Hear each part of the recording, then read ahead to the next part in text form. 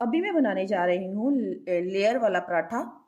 तो लेयर वाला पराठा बनाने के लिए मैंने लिया है एक पेड़ा इस तरह से। अच्छा, कुछ लोग ना यहाँ पे इस काउंटर पे ही बना लेते हैं, लेकिन मुझे काउंटर पे बनाना पसंद नहीं है, इसलिए मैं इस पे बनाऊंगी, बेलन पे। मैं कभी भी काउंटर को डायरेक्ट यूज़ नहीं करती। तो अभी इसके लिए मैंने क्या करना है, मैंने पहले रोटी को करना है, बेलना है, जैसे रोटी बनानी है बिल्कुल रोटी की तरह ही इसको बेल लेना है। अच्छा, हमारी फैमिली में सबसे मज़ेदार पराठा मेरी एक आंटी हैं जो कि गांव में रहती हैं, वो बहुत अच्छा पराठा बनाती हैं।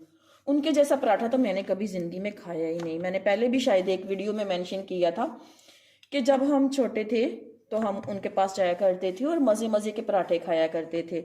उसके बाद मैंने पराठों में वो लज्जत, वो टेस्ट और वो मज़ा नहीं देखा, ना ही वो क्रिस्पीपन देखा है। बहुत जगह से पराठे खाए हैं, बहुत लोगों के हाथ के खाए हैं, लेकिन वैसा टेस्ट जो है वो पराठे का नहीं है। वो अभी भी गांव में रहती हैं और अभी तो उन्होंने खाना बनाना छोड़ दिया है, क्योंकि अभी उनकी बहुएं और उनकी बेटियां बनाती हैं खुद खाना, क्योंकि उनकी एज भी थोड़ी सी ज़्यादा हो गई है। लेकिन मैंने कभी भी उनसे, बस मेरी ख्वाहिश ही रही है कि उनसे सीखूंगी पराठा, लेकिन सीख ही नहीं पाई। बस ज़िंदगी में इतनी ज़्यादा मसरूफियात हो गई हैं कि हम कभी जा ही नहीं पाते। अभी बचपन में था कि हम हर वीकेंड पे जाते थे, ज़रा सी छुट्टियां होती थी तो हम चले जाते थे वहाँ और उनके हाथ के मज़े मज़े के खाने खाते थे। तो आते हैं हमारे लेयर पराठा की तरफ। मैं कुछ ज़्यादा ही दूर चली गई हूँ, गाँव में पहुँच गई हूँ। तो यहाँ पर लेयर पराठा जो है बहुत ही मज़े का बनने वाला है, बहुत ही क्रिस्पी बनने वाला है। तो इस क्रिस्पी पराठा को बनाने के लिए सबसे पहले तो रोटी को बेल लेना है अच्छे तरीके से। तो इसको रोटी की तरह इसी तरह बेलते जाना है, बेलते जाना है इस तरह, रोटी की तरह, बिल्कुल बारीक रोटी की तरह। अब ये बिल गई है। अब क्या करना है, अब इस पे लगाना है सारी रोटी पे अच्छे से कुकिंग ऑयल को इस तरह लगाना है और पूरी रोटी पे फैला देना है इस स्पून की मदद से। अगर आपके पास ब्रश है तो आप ब्रश की मदद से लगा लें। तो आज सुबह सुबह मैं नाश्ता बना रही थी अपने लिए, तो मैंने सोचा चलो आपके साथ भी ये लेयर वाली रोटी का पराठा जो है, रोटी पराठा है, ये आपके साथ शेयर करूं। तो ये बहुत ही मज़े का पराठा बनता है और बहुत ही क्रिस्पी बनता है। आप एक बार बनाएंगे और सारे समोसे, पकोड़े, बर्गर और सारे पिज़्ज़ा वगैरह को, और जितनी भी स्पाइसी चीज़ें आपकी फैमिली में खाई जाती हैं, बच्चे खाते हैं, वो सारी भूल जाएंगे उनको। बस आप एक बार ये पराठा बना के दें, इससे आपके पैसे की भी बचत होगी, सेहत की भी बचत होगी, क्योंकि घर की बनी हुई चीज़ें तो आपको पता है बहुत ही मज़े की होती हैं। अच्छा, तो मैंने ये लगा लिए है सारे ऑयल, अच्छे तरीके से ऑयल लगाया है। और ऑयल लगा के जो सबसे आपने बड़ा काम करना है वो क्या करना है, आपने ये खुशका लेना है। तो इस प्यारे से खुशके को लेके इस तरह सारा इसके ऊपर फैला देना है।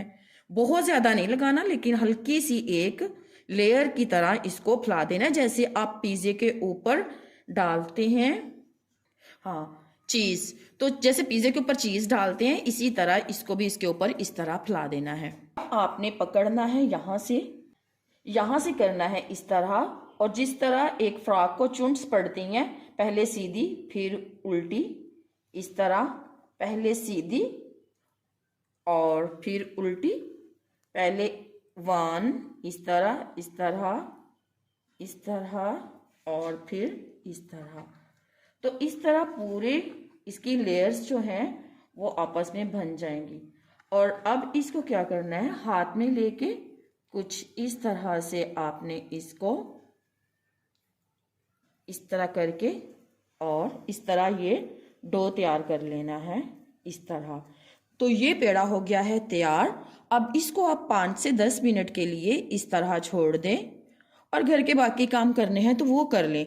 और इस तरह बारी बारी आपने जितने भी बनाने हैं पराठे, उतने ही पराठों को आपने रेडी कर लेना है। और इस तरह बारी बारी आपने सारे पेड़ों को रेडी कर लेना है। तो जब आप इस तरह रेडी करके रख लेंगे सारे पेड़े, तो आप इनको 5 से 10 मिनट जितना भी आप देना चाहते हैं, लेकिन ज़्यादा से ज़्यादा 10 मिनट और कम से कम 5 मिनट इनको रेस्ट दें, ताकि ये अच्छे से आपस में मिक्स हो जाए। अभी मैं तवे को कर लूँगी अच्छे से गरम, और 5 मिनट मेरे हो चुके हैं और तवा भी गरम हो चुका है।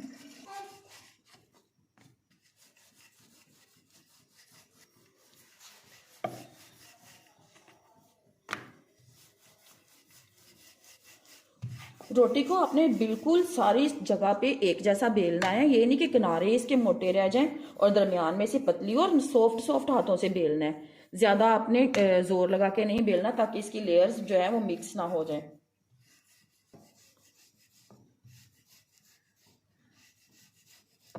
और इस तरह आहिस्ता आहिस्ता से आपने सारी रोटी को बेल लेना है।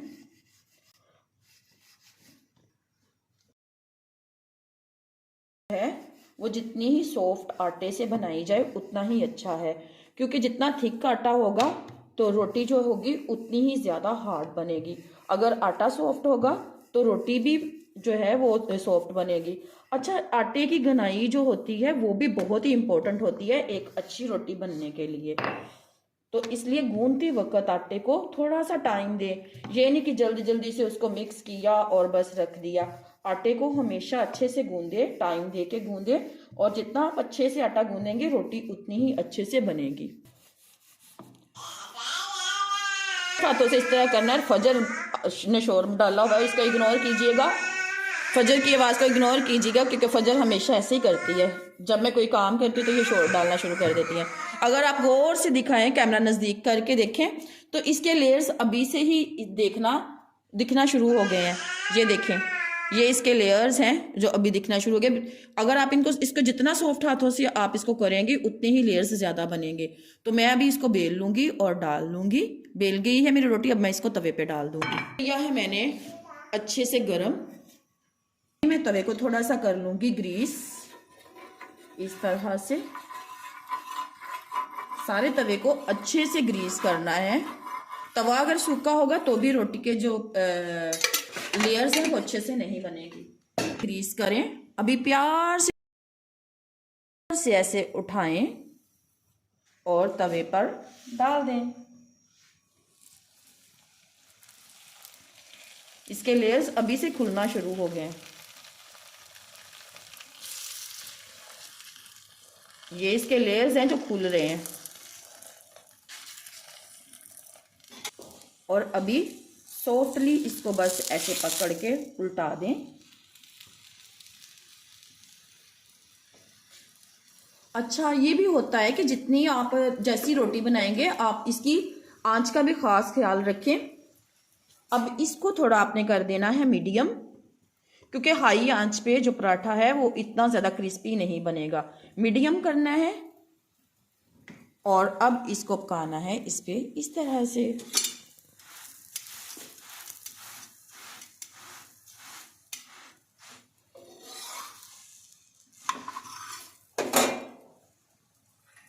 ऑयल लगाएं एक साइड पे, और अब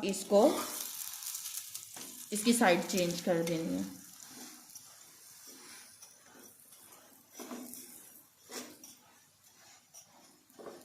और बस इसको इसी तरह घुमाते जाएं। ये देखें बीच बीच में से फूलना शुरू हो गई है।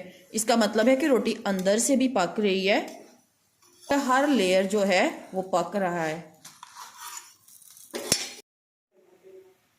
बहुत ही क्रिस्पी पराठा बनेगा ये।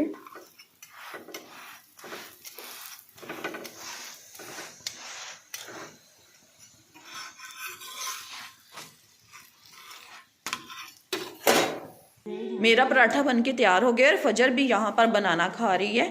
मासो उसको खिला रही है बनाना, और मैं बना रही हूँ अपने लिए नाश्ता। नोमी, आप भी नाश्ता करोगी? ओके, तो मैं और मम्मी करेंगे नाश्ता। और यहाँ पर फजर के लिए बन रहा है केला खा रही है, और इसने ऑलरेडी नाश्ता कर लिया आधा घंटा पहले अपना दूध पी के। पराठा मेरा बन गया है। अभी मैं बना लूँगी चाय। चाय के लिए मैंने पानी चढ़ा दिया है। इस तरह से 1 कप चाय बनाऊँगी। पानी थोड़ा सा गर्म हो गया, अब इसमें मैं डाल दूँगी पत्ती। नोमी, आपका कप भरा हुआ है चाय का? नोमी ने ऑलरेडी अपने लिए चाय बनाई थी घर में, और अपना कप उठा के ऐसे ही मेरे पास आ गई है। और यहाँ पे मैं क्या करूँगी, इसमें डाल लूँगी दूध और चाय को कर लूँगी रेडी। मैं पराठा खाऊँगी चटनी के साथ और रात की बनी हुई दाल के साथ। और इसके साथ बड़ा मज़ा आता है। अच्छा, मेरा पराठा जो है ये रेड रेड ज़्यादा इसलिए नहीं है क्योंकि मैंने इसको होल ग्रेन आटे के साथ बनाया है। आप अगर इसको वाइट आटे के साथ बनाएंगे तो ये बिल्कुल रेडिश और बड़ा इसका प्यारा सा टेक्सचर बन जाएगा। तो चक्की के आटे के साथ बनाया। और इसकी लेयर्स चेक करें, ये है इसकी लेयर्स। अगर मैं इसकी बुर्की तोड़ूंगी ना तो हर बुर्की में एक लेयर होगी। ये लेयर चेक करें कितनी ज़्यादा लेयर है। हर बाइट पे जो है वो एक अलग से लेयर जो है वो नज़र आएगी। तो बहुत ही मज़े का पराठा बना है, बहुत ही क्रिस्पी बना है। आप बनाएं और सबसे दाद वसूल करें क्योंकि ये पराठा बहुत ही मज़े का होता है। और इस तरह ये सारी लेयर्स जो हैं ये देखें कितनी जूसी सी, कितनी क्रिस्पी सी सारी लेयर्स नज़र आ रही हैं। एंजॉय कीजिएगा, बनाइएगा, एंजॉय कीजिएगा। मिलते हैं फिर अगले व्लॉग में।